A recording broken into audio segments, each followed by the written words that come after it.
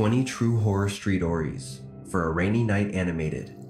It started on a night so heavy with mist that even the streetlights in Cedar Falls, Iowa looked like they were drowning. I remember standing at my window, watching the fog creep over the fields like it was alive, curling around fence posts, swallowing the road.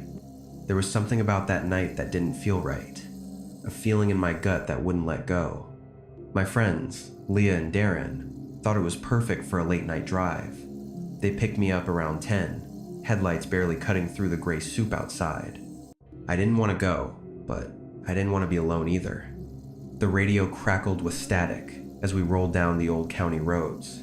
The only sounds were the tires sloshing against the wet pavement and the occasional whisper of the wind through broken cornfields.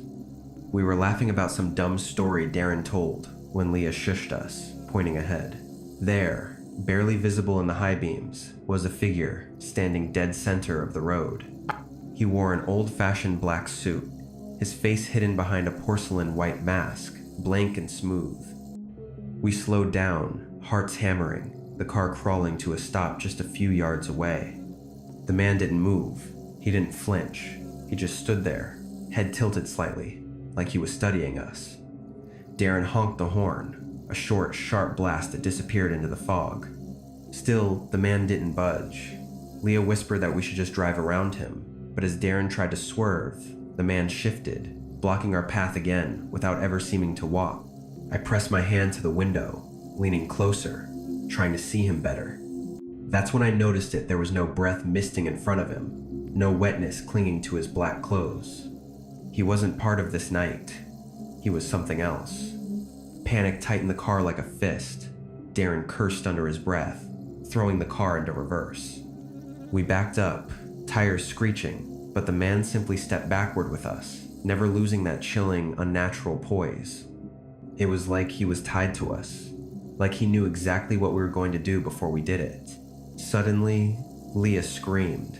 I whipped my head around and saw another figure stepping out of the fog on her side. Another man in black, same porcelain mask, same dead stillness. Darren slammed on the gas, turning wildly, the car lurching back toward the main road. For a moment, we thought we were free, tearing through the mist, hearts pounding in our ears. But then, the radio crackled again, louder this time, a garbled whisper sliding through the static. My name. I swear to God I heard my name, slithering from the speakers. I looked at Leah and Darren, but they were wide-eyed, white-faced, clinging to their seats. They heard it too. We made it to an old gas station at the edge of town, lights flickering weakly through the haze. The place looked abandoned, but Darren didn't care. He pulled in fast and killed the engine. We sat there for a minute, breathing hard, too scared to move, too scared to even talk. I finally pushed the door open, the wet night air slapping me in the face. It was so quiet, too quiet.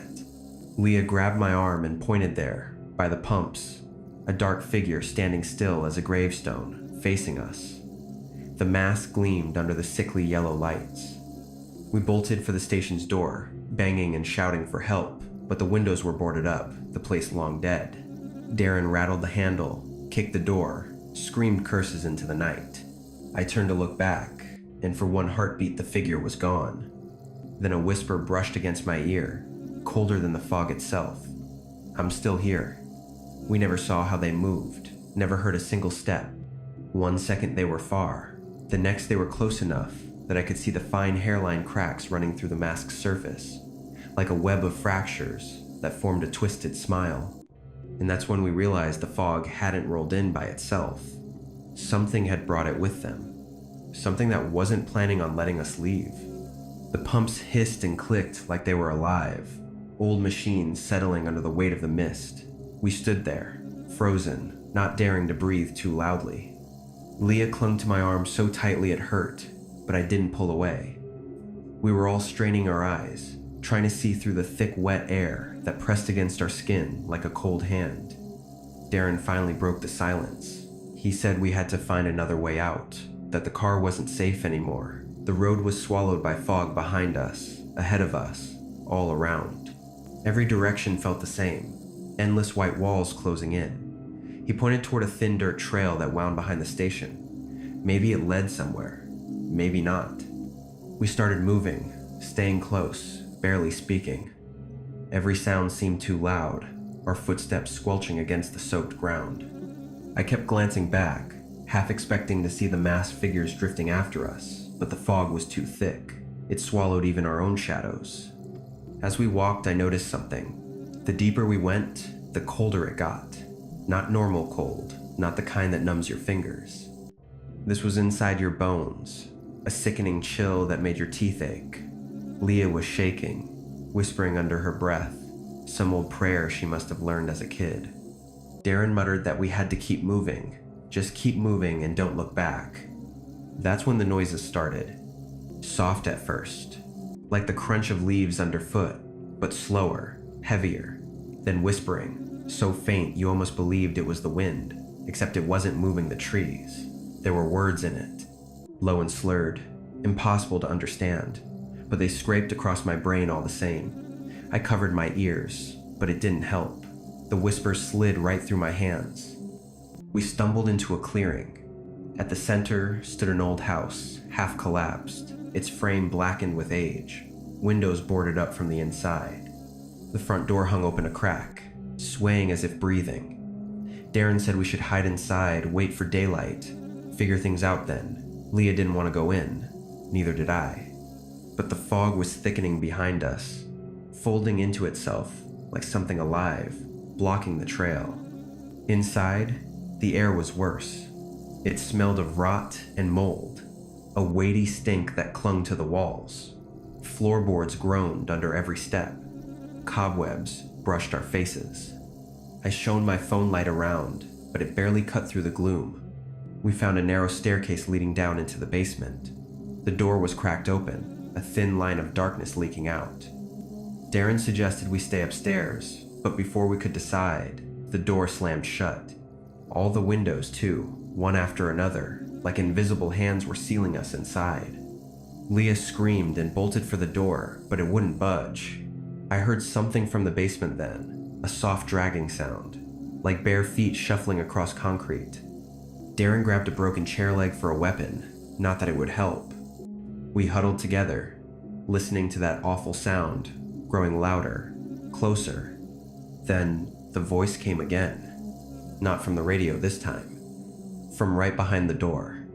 It said our names, perfectly, sweetly.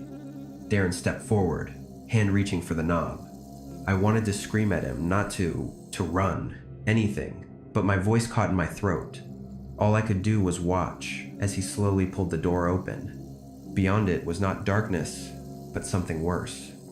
A figure, tall, wrong, wearing a cracked porcelain mask, but this time the mask was smiling, wide and broken, and it was waiting for us. I tried to pull Darren back, but it was like he was hypnotized. His fingers brushed the doorknob and the air grew heavier. Leah was crying quietly behind me. I could feel her shaking. The door creaked open wider with a soft sigh, and the figure stood there, still and waiting. Its mask tilted slightly, like it was listening.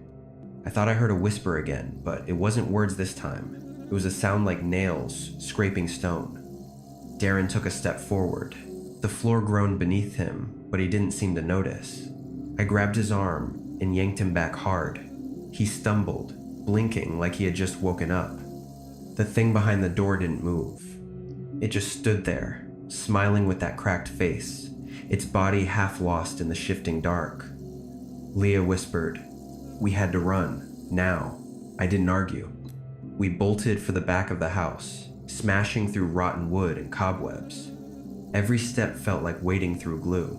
The walls seemed closer, the shadows deeper.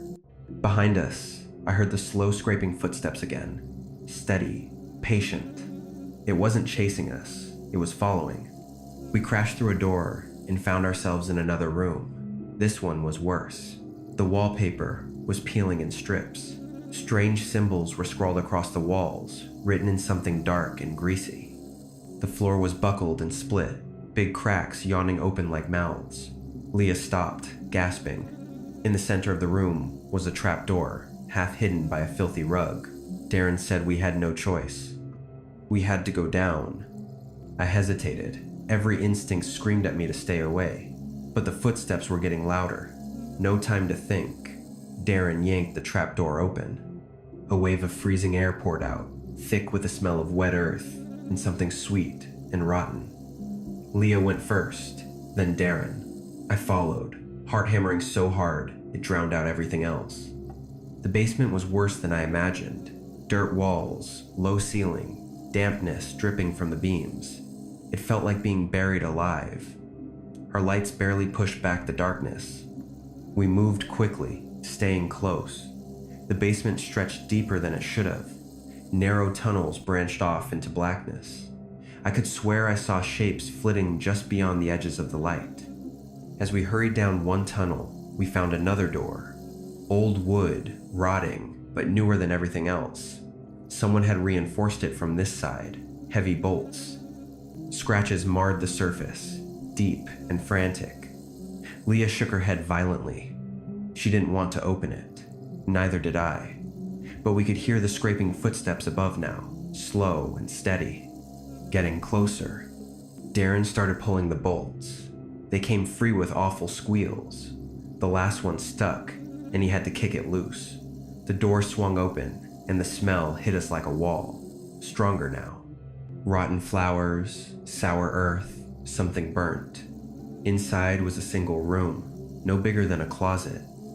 In the center sat a figure, or what was left of one. It was wearing a mask too, porcelain, cracked down the middle. The body beneath was shriveled and blackened, as if it had been there for years. But as we stared, I saw its chest rise and fall. Breathing, Leah stumbled back, her hand over her mouth. Darren whispered that it wasn't dead. Suddenly, the door behind us slammed shut. We spun around, but there was no one there. The scraping sound was inside the tunnel now, closer. Darren shook the door handle, but it wouldn't move. The figure in the center of the room twitched. A soft, rattling breath escaped it. Its head tilted up, the cracked mask catching the light. Empty eye holes stared right at us. Something whispered our names again, not a voice this time. It was inside our heads, curling around our thoughts like smoke. Leah screamed and tried to run, but there was nowhere to go. The thing on the floor dragged itself forward, slow but relentless. Its fingers scraped across the dirt, leaving long, dark trails. I backed up until I hit the wall. Darren was fumbling with something in his pocket. Keys, maybe, like they would help. The thing reached Leah first. It touched her ankle. She went rigid, her mouth open in a silent scream. Her eyes rolled back, and she collapsed like a puppet with its strings cut. I grabbed Darren and pulled him toward the corner. There was a crack in the wall, barely wide enough to squeeze through. No time to think. I shoved him through first, then forced myself after. Dirt and splinters tore at my arms. Behind me, I heard something dragging Leah's body away. We stumbled into another tunnel, gasping, filthy. The light was weaker here, flickering like a dying candle. Darren looked at me, terror etched into every line of his face. I didn't know where we were. I didn't know what was waiting deeper in the dark. But I knew one thing for certain. It wasn't done with us yet. The tunnel narrowed as we moved, pressing in from all sides, the earth damp and cold against my skin. Darren was ahead of me, stumbling, barely keeping his balance. I could hear his shallow breathing and the occasional muttered curse, but behind us, there was only silence now, thick and wrong. I wanted to believe we had left the thing behind, but every step forward felt heavier, like wading into a place we were never meant to find. The ground sloped deeper into the earth, and the faint light from our flashlights barely pierced the darkness ahead. Every so often, something brushed past my leg or shoulder, things I couldn't see, couldn't name. I clenched my fists to stop my hands from shaking. I couldn't afford fear. Not now. Somewhere in the dark, Leah was still missing and we couldn't turn back. The tunnel opened suddenly into a larger space, and the stale air hit me like a wall. Hanging from the ceiling were objects that spun slowly in the stillness. Pieces of fabric, cracked children's toys, something that might have been an animal bone. In the middle of the room, A broken staircase led upward, disappearing into blackness. Darren looked at me, wide-eyed. No words. We moved toward it. Each step groaned and shifted under our weight. The wood was rotten, slick with some dark moisture. Halfway up, Darren stopped so fast, I nearly crashed into him. I followed his gaze downward, and my stomach turned. Standing at the bottom of the staircase was a figure in a cracked porcelain mask, tilted slightly, staring up at us. It made no move to follow, just stood there, patient. My mouth was dry as I shoved Darren forward. We climbed faster, slipping, almost falling. The figure didn't chase us, not exactly. It moved up the stairs, slowly, methodically, never making a sound. I could feel its gaze on my back, cold and sharp. My heart hammered in my ears. At the top of the stairs was a heavy hatch. Darren pushed against it with everything he had. It refused to budge. Panic surged in my chest. The masked figure reached the middle of the staircase, one gloved hand brushing along the rail. I threw myself against the hatch. It gave way with a sharp crack, and we scrambled through into a blindingly white room. I blinked, disoriented. The walls were smooth, seamless. In the center sat a single metal chair, bolted to the floor. Across the room, a locked door with a keypad. Darren rushed to it, punching random numbers. I scanned the room again and froze. Sitting in the chair was another figure. I hadn't seen it at first. Its mask was different, perfectly white, no cracks, no features, except hollow eyes. It moved slowly, lifting its head to look directly at me. I staggered back. Darren cursed and kept trying combinations. The figure stood, joints creaking faintly. It took a step toward us. The air grew thicker with each breath. I backed into Darren and felt him tense beside me. The keypad beeped and flashed red. Lock. The figure crossed the room without rushing. It didn't need to. Every second it moved closer, the harder it was to think. My limbs felt heavy, sluggish. Darren slammed his fist against the keypad. No use. The figure was only a few feet away now. I could see my own face reflected in its mask, but the reflection was wrong. It smiled. A loud beep. The door clicked. Darren shoved it open, and we stumbled into a narrow hallway, slamming the door behind us. The corridor stretched endlessly in both directions, lined with heavy doors, some with strange markings, others chained shut. A sickly yellow light flickered overhead. We ran. Our footsteps echoed down the hallway. Behind us, the door shuddered once, then again. I didn't look back. At the end of the hallway, a dirty window, half smashed but maybe our only way out. Darren reached it first, pulling at the frame. It didn't move. He slammed his shoulder into it. I turned back and saw them. The masked figures filled the hall, silent and inevitable, walking toward us, faces blank and merciless.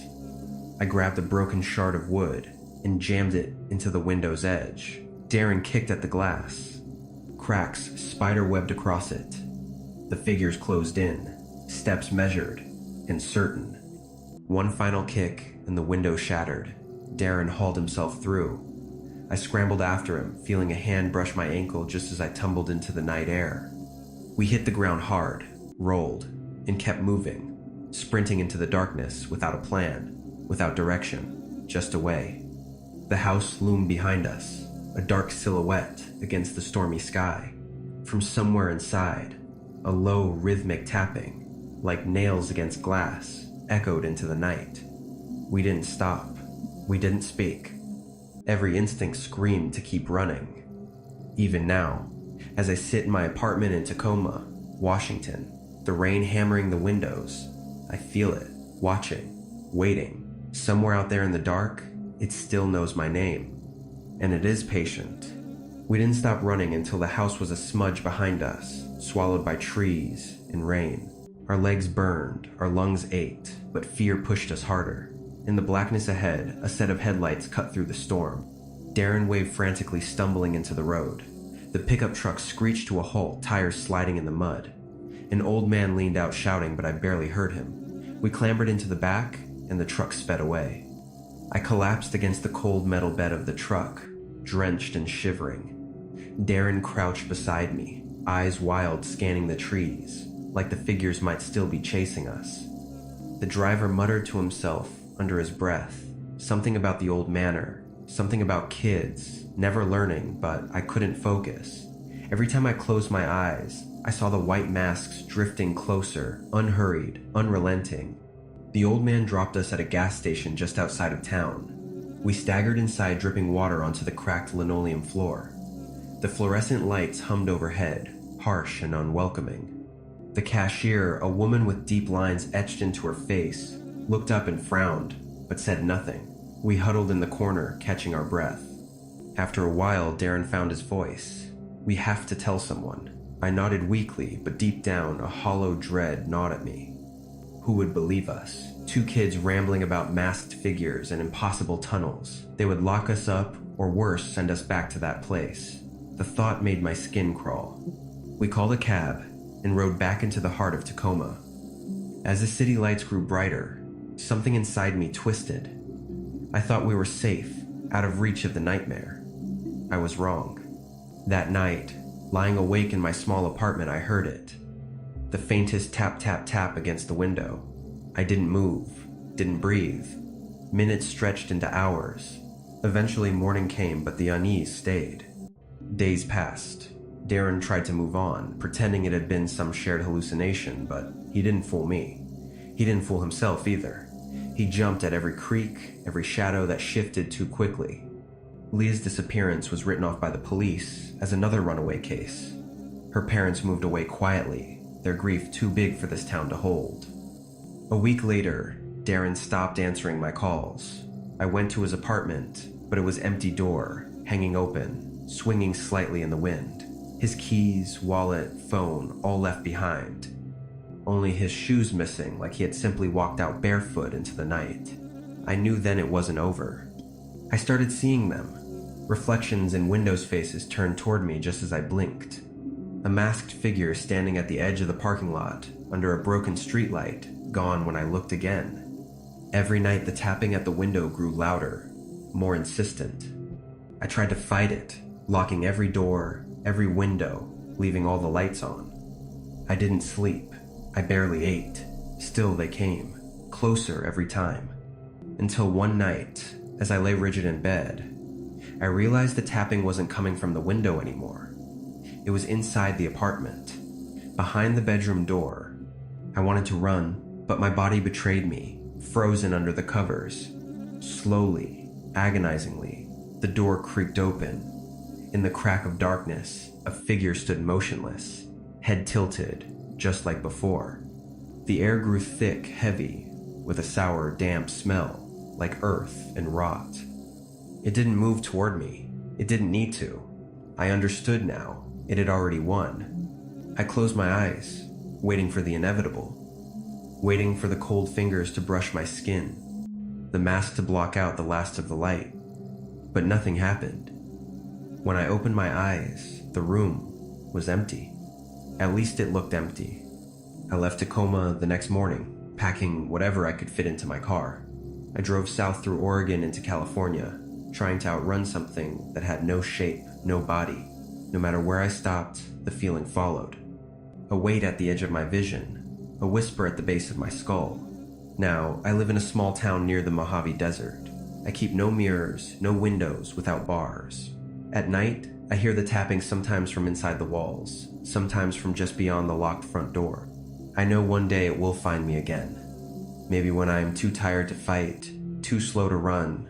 Maybe it already has. Maybe I never really left that house that night. Maybe none of us ever do. If you are reading this and you hear a tapping against the glass, do not look, do not listen, do not open the door. Because once you let it in, it never leaves. 20 True Horror Street-Ories for a Rainy Night Animated. It started on a night so heavy with mist that even the streetlights in Cedar Falls, Iowa looked like they were drowning. I remember standing at my window, watching the fog creep over the fields like it was alive, curling around fence posts, swallowing the road. There was something about that night that didn't feel right.